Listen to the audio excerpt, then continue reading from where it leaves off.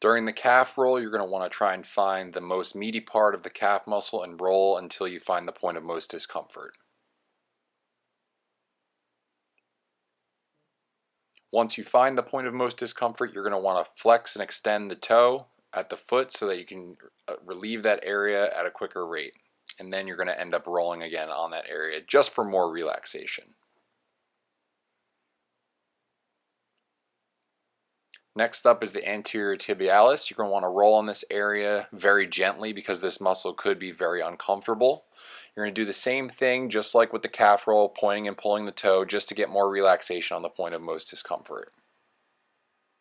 Now for the hamstring roll, you want to start at the top of the back of the knee and roll down the meaty part of the hamstring.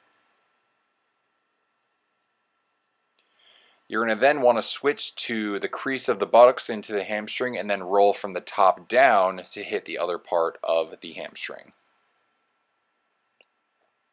Next up is what would be considered an IT band roll. This really isn't for the IT band roll, but for the muscles that are underneath it. So no worries here. Similar to the pointing and pulling of the toe, you're going to want to flex and extend the knee to get some extra relaxation of the muscle, just like you would for the calf, but instead just the IT muscles. Now up we have the gluteus medius roll. It's going to hit some of the gluteus maximus too, but mostly the medius. After you do the roll, you're going to want to do some internal and external rotation. These are going to be like micro movements since you don't have too much range of motion here for extra relaxation of the muscle. Moving on into the quad roll, so you're going to want to start either at the hip crease or at the top of the knee and roll the full length of the quad muscle. From here, you're going to find the point of most discomfort, and then you're going to do some flexing and extending of the knee because this is going to lengthen and shorten the quad muscle to really target that area that has a lot of tension. Next up, we're going to focus mostly on the hip flexor itself, as you're going to find about a 4 to 6 inch space just below the hip bone. And do the same exact thing with flexing and extending the knee so that you can get more relaxation of the point of most discomfort. Now up we have the latissimus dorsi roll. So this is going to be a very short roll because you have so much range of motion here from lying in this position.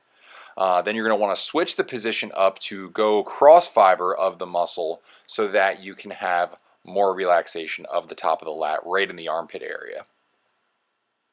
Now we're going to move down into part 2 of the quad. So this is the vastus medialis roll. So you're going to want to get about a couple rolls here and then do the same thing, flexing and extending the quad muscle so that we can find that point of most discomfort and relieve that tension.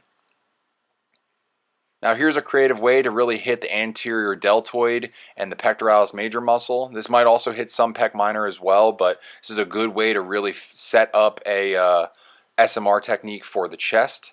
And then you can move on to doing some SMR of the tricep, which if you never used a bench before to do this, this is a great way to really chop up some scar tissue and whatnot that might be found in the tricep muscle.